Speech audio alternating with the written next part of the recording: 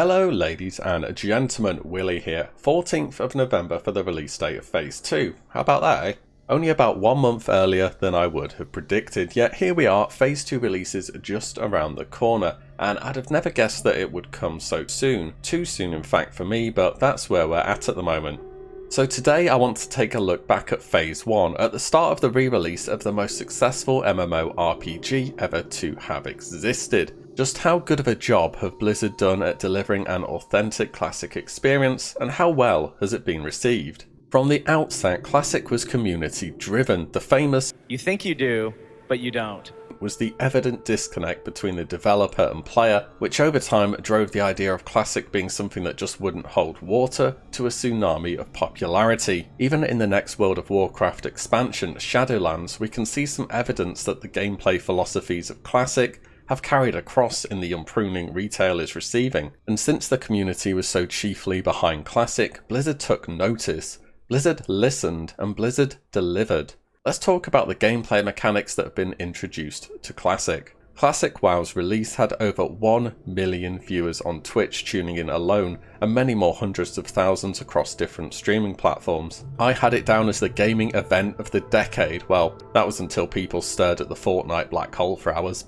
Fun. Anyway, for a company like Blizzard with their experience of releasing massive scale games, it was looking like a challenge. Beta testing had been going overall pretty well, and I took part in several of the open betas myself and had very few issues personally, as was, I believe, the general consensus. I feel that the name reservation day, the 13th of August, was the real proof to Blizzard that they needed to beef up their capacity, and fast, if they weren't going to have another vanilla experience where they were swamped by demand all the time. Remember Europe having 2 dedicated English-speaking PvP servers originally? Yeah, we're up to 18 now. I don't really think reality hit Blizzard until this point. Different starting zones were quite the saving grace for Blizzard really. Remember the start of the Burning Crusade where everyone goes to the exact same location? Yeah, Blizzard didn't make that mistake again. I wonder how they'd do it these days. On the release date, majority of servers seemed to go fairly well. Of course there was queues and mechanics introduced to alleviate queues, which we'll talk about later, but this was overall expected. At the end of the day, a company is only going to invest as much as they believe is necessary in server infrastructure to run the game. I had many horror stories on day one of massive queues on big servers like Herald, Shazra and so on. I feel I was particularly lucky being able to play for a solid 18 hours before getting kicked out into a 20,000 plus queue. Even then, early up the next day, queues really weren't that bad still. I feel that the release for the majority of players was a success. Talking about queues, well, we're over 2 months since release, and for me on Gehenna's EU, every evening is a guaranteed queue. Weekends from the mid-afternoon are a queue as well. Blizzard have definitely been pushing people to make a swap in server for a long time now, but many just seem unwilling to do so, myself included. It seems to be the mindset that if I leave now, I don't believe Blizzard will ever offer paid services to change servers, so I will regret it in the long run. The only reasons people leave seems to be if their lifestyle of only being able to play for a short amount of time in the evening just doesn't work with queues, or their friends have made a swap already. I believe queues are something that may just go on indefinitely at the price of playing on a high population server.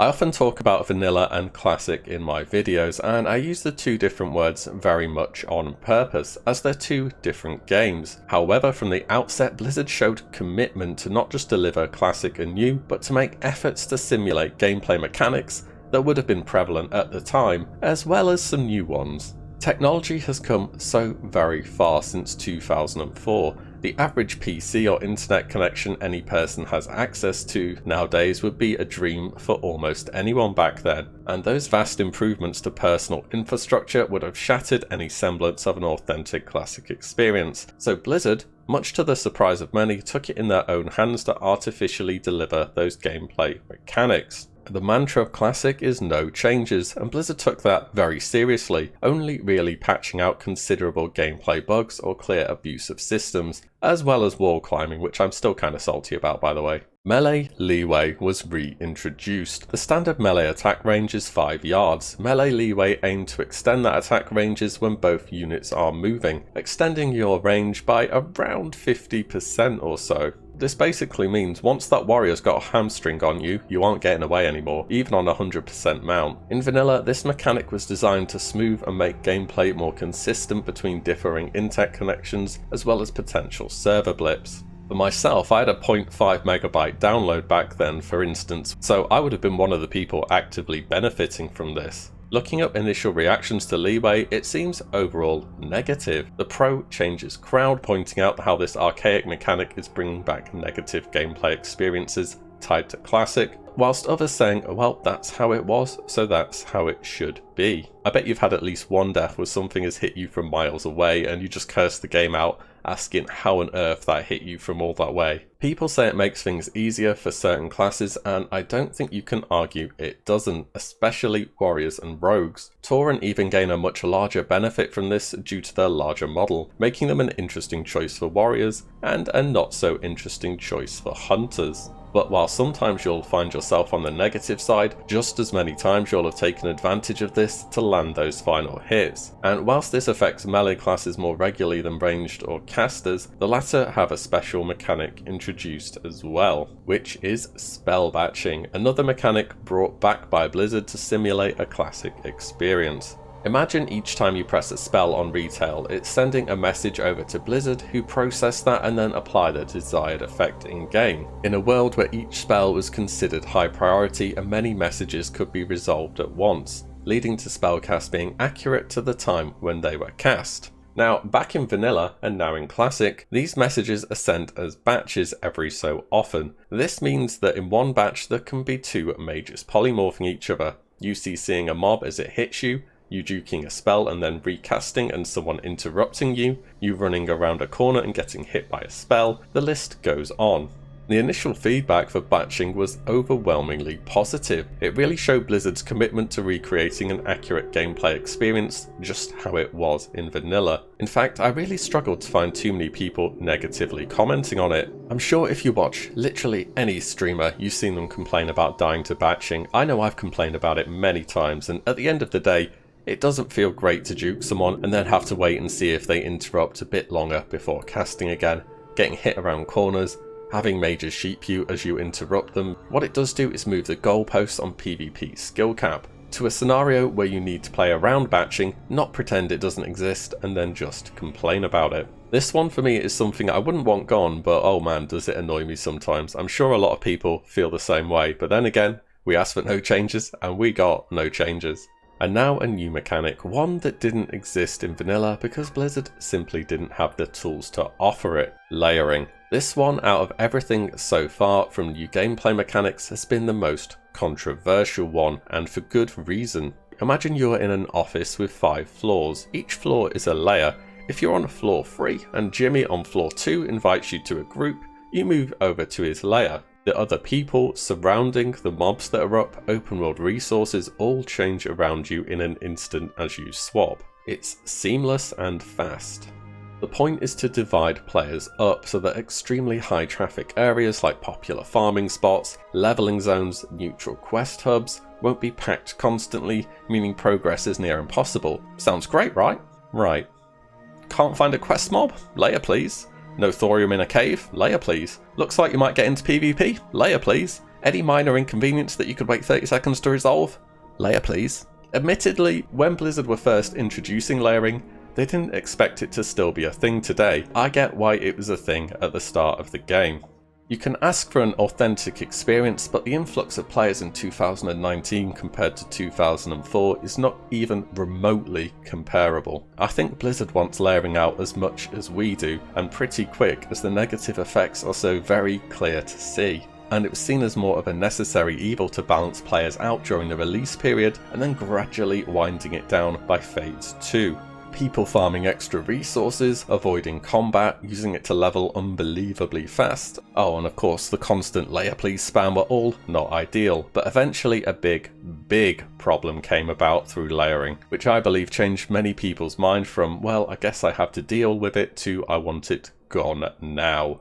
And that was people finding out you could essentially layer in an instance, and raids. You could, through various means that are no longer possible, hop to a different layer within a raid and have all the bosses, loot, drops respawn right in front of your very eyes. Needless to say, this was a game-breakingly serious abuse of mechanics, and it seemed repeat offenders got off with items removed and around a 1-month ban, which is pretty light if you ask me. Overnight, attitudes towards layering became far more hostile, but when this event happened, which is around a month ago, removing layering was not really on the table as an option. As for nowadays, many servers have already had layering done away with. I believe only the largest servers are running on 1, maybe some are still on 2 at this point. Blizzard are really looking to ditch layering for Phase 2 as it makes more sense for world PvP, world bosses, and well, it's a good milestone to do away with something that they'd hoped would be gone within a month. I believe layering was something necessary to accommodate the amount of people coming into the game, and as mentioned earlier, a necessary evil. Though like many people, I'm kind of keen to see what life is like without it now. So, classic World of Warcraft and the release of Phase 1. Was it any good though? As far as setting the groundwork for bringing a 15-year-old game back to life anew, I'd have to say it's gone exceptionally well overall. We have some issues for sure, but I would have found it stranger if we didn't have any at all. I believe Blizzard's commitment to recreating an authentic, true to 2004 server experience, minus a few bugs and server crashes, has come through very well. And whilst you are on the frustrating side of those mechanics sometimes, that's no changes for you. That's what the majority ask for, and that's what Blizzard delivered. Heading into Phase 2, I feel I can say the dust has almost settled. Admittedly, it's coming sooner than I would have liked, but once the layers are removed and people become invested in PvP, I feel it may cut away a bit more of the player base. Well, at least until Warsong Gulch is announced, since I bet many people have rolled a PvP server as that's how they remember the game, but it may not really necessarily fit into their lifestyle anymore, but hey, that one is for you to decide. How do you feel about Phase 1 and how Classic is shaping up so far? Enjoying yourself? Looking forward to Phase 2? It seems only the other day to me that Classic was released, and here we are already. I'm still loving it personally. Let me know what you guys are thinking, and I will see you in the next one. If you like what you see, give the video a like and subscribe as there's plenty more to come. As always, thank you all so much for watching. Take care. Bye.